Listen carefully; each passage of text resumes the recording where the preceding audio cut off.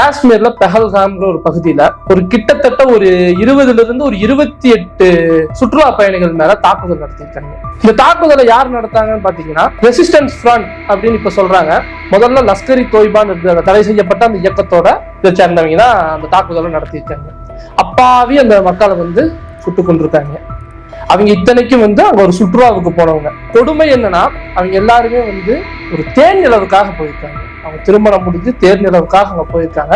அவங்கள இவங்க சுட்டு கொண்டிருக்காங்க. இதற்கான இந்த மக்களும் சரி இந்த ஒரு மீடியாவும் இது எப்படி போர்ட்ரேட் பண்ணுதுன்னா இது இஸ்லாமியர்கள் இந்துக்களுக்கு மேல தாக்குதல் நடத்திட்டாங்க, இஸ்லாமியர்கள் தான் இதையெல்லாம் பண்ணினாங்க அப்படின்னு ஒரு இதை கொண்டு போகுது. இஸ்லாமியர்கள் தான் இதை பண்ணினாங்க அப்படின்னா அவர்கள் இஸ்லாமியர்கள், இஸ்லாமிய மக்கள் அல்ல, இஸ்லாமிய அடிப்படைவாதிகள் இதை பண்ணாங்க. இவங்க இஸ்லாமியர்களையும் கொண்டிருக்காங்க. எத்தனையோ இஸ்லாமியர்களை கொண்டிருக்காங்க. அந்த இடத்துல அந்த மக்களை காப்பாற்ற வந்தவர் ஒரு இஸ்லாமியர் குதிரையோட்டி, அவர் பேரு சையது. அவரையும் இவங்க சுட்டு கொண்டிருக்காங்க. அதுல ஒரு வீடியோ வருது. ஒரு தம்பி ஒரு சின்ன பையன் சிவப்பு சட்டை போட்டிருப்பான்னு நினைக்கிறேன். அவன் அடிபட்டு கிடக்குறான். ஒரு இஸ்லாமிய சகோதரர் அந்த தம்பியை அப்படி தூக்கிட்டு ஓடி போறான். அதே மாதிரி ஒரு சகோதரி ஒருத்தங்க அவங்களும் அந்த டூருக்கு வந்திருக்காங்க. அவங்க அந்த இன்டர்வியூ கொடுக்குறாங்க ஒரு இதுக்கு, ஒரு டிவிக்கு கொடுக்குறப்ப அவர் அந்த சகோதரியோட டிரைவர் தான் அவங்கள காப்பாத்தினாராமா. அவர் ஒரு இஸ்லாமியை சேர்ந்தவர். அவங்க சொல்றாங்க அவர் இனிமேல் அவர் தான் என்னுடைய அண்ணன் அவங்க சொல்றாங்க. இப்ப இங்க இஸ்லாமிய மக்கள் திரும்ப திரும்ப அதைத்தான் சொல்றேன். திரும்ப திரும்ப இது ஏன் பதிய வைக்கணும்னா இதை நம்மள மாதிரி ஆட்கள் தான் இங்க பதிய வைக்கணும். இஸ்லாமியர்களுக்கு ஆதரவாவோ இந்துக்களுக்கு எதிரான பதிவு அல்ல.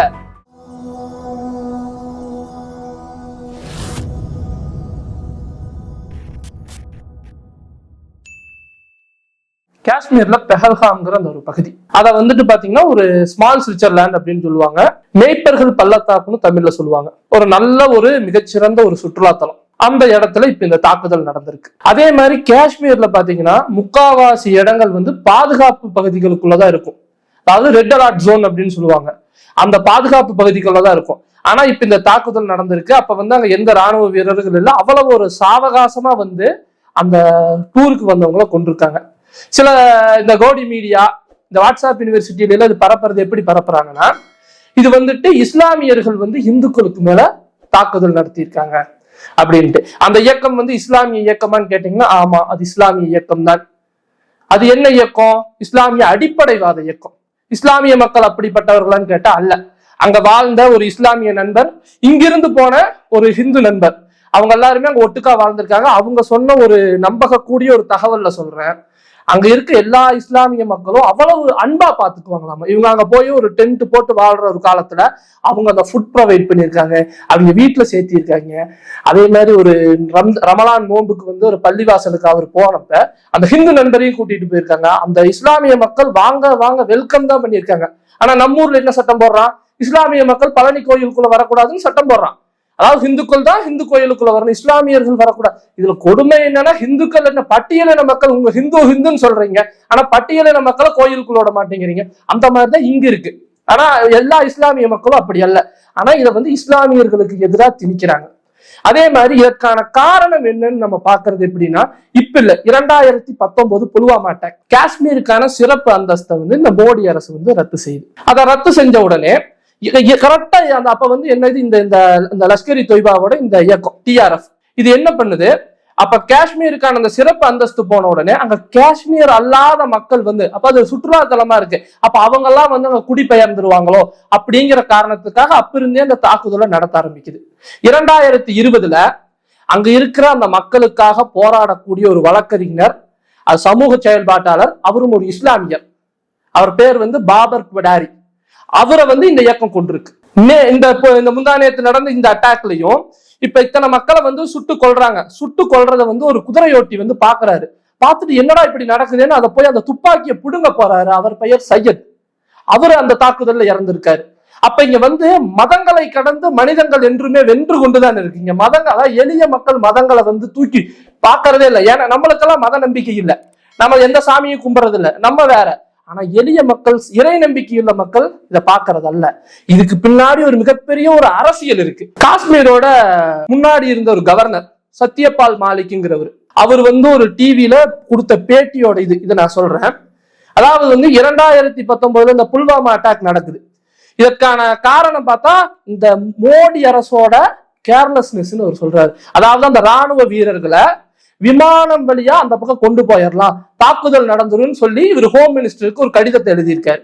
அந்த ஹோம் மினிஸ்டர் அவங்களும் அதை வந்துட்டு ஒரு 2 மாசம் கிடப்புல போட்டுறாங்க. அப்ப 2 மாசம் கழிச்சு தர முடியாது அப்படின்னு சொல்றாங்க.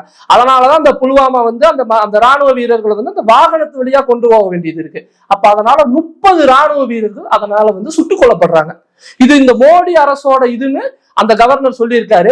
அதே மாதிரி இந்த விஷயத்த வந்து பிரைம் மினிஸ்டர் கிட்ட வந்து அவர் சொல்லியிருக்காரு. சொன்ன உடனே அந்த பிரைம் மினிஸ்டர் என்ன சொல்லியிருக்காரு, நீ பேசாம சத்தம் இல்லாம இருன்னு சொல்லியிருக்காரு. இத அந்த கவர்னர் வந்து ஒரு டிவி இதுல கொடுத்தது. அப்ப இப்ப நடந்த தாக்குதலையுமே நம்ம அரசியல் ரீதியா தான் பார்க்கணும். எப்படி பார்க்கணும் அப்படின்னா, அந்த இது வந்து ஒரு சிவப்பு பகுதிக்குள்ள இருக்கு, அதாவது ரெட் அலர்ட் ஜோன். அப்ப அந்த ஜோன்ல வந்து எந்த ஒரு ராணுவ வீரர்களுமே இல்லைங்கிறதே வந்து ஃபர்ஸ்ட் இதுதான். அதே மாதிரி லட்சம் கோடிகள் பணத்தை வந்து இன்டெலிஜென்ஸுக்கும் ஆர்மிக்கும் வந்து இந்த இந்திய நாடு நம்மளுடைய வரி பணத்தை செலவு பண்ணுது. அப்ப இன்டெலிஜென்ஸ் எல்லாம் என்ன பண்ணிட்டு இருந்தாங்க? இப்ப இந்த மாதிரி ஒரு அட்டாக் நடக்க போகுதுன்னு எப்படி நம்மளுக்கு தெரியாம போயிருமா? அப்ப வந்துட்டு இந்தியா வந்து அவ்வளவு வேஸ்டான நாடு. அப்ப அந்த 4 பேர் தான் வந்து அவ்வளவு திறமையானவங்க ஆயிட்டாங்க. அப்ப இந்த இன்டெலிஜென்ஸுக்கு இவ்வளவு செலவு பண்ணுது நம்ம வரி பணத்தை. அப்ப இந்த இன்டெலிஜென்ஸ் என்ன பண்ணிட்டு இருந்தாங்க? இந்த அட்டாக் நடக்கிறது அவங்களுக்கு தெரியாதா? அப்ப அந்த 4 பேர் வந்து இந்தியாவை விட இந்த இன்டெலிஜென்ஸ் எல்லாத்தையும் விட அவங்க பெரிய ஆள் ஆயிட்டாங்க.